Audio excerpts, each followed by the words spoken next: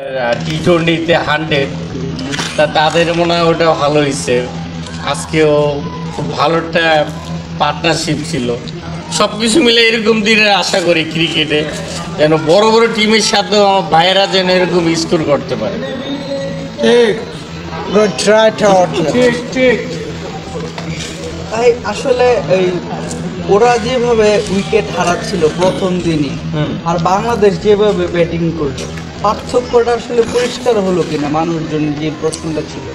অবশ্যই, কারণ আয়ারল্যান্ড, আমরা টেস্ট বেশি খেলে, আয়ারল্যান্ড কম খেলে। তা সেদিক দিয়ে বাংলাদেশের আয়ারল্যান্ড একটা পার্থক্য, যে সেটি আসলে বাংলাদেশ ব্যাটিং করে দেখাই দিল যে কতটা পার্থক্য। আর এইখানে বাংলাদেশের অনেক সময় দেখা যায় যে ছোট টিমের সাথে আমার সাথে হার হয়, এটা স্বাভাবিক, এটা ক্রিকেটে হইতেই পারে।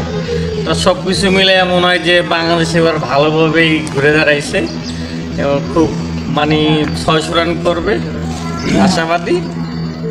আয়ারল্যান্ড সেকেন্ড ইনিংসে মনে হয় ইনিংস পরাজয় হবে, সেটি আমাদের আশাবাদী।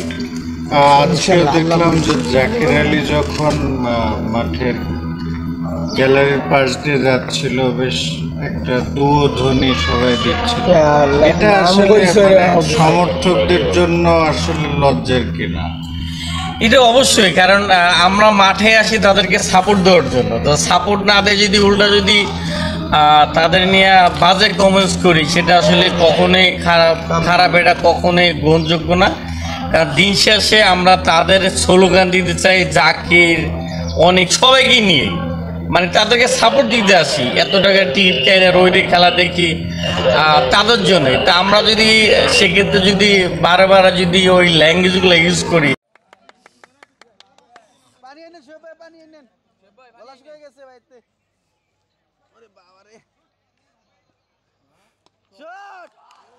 Shot! Shot!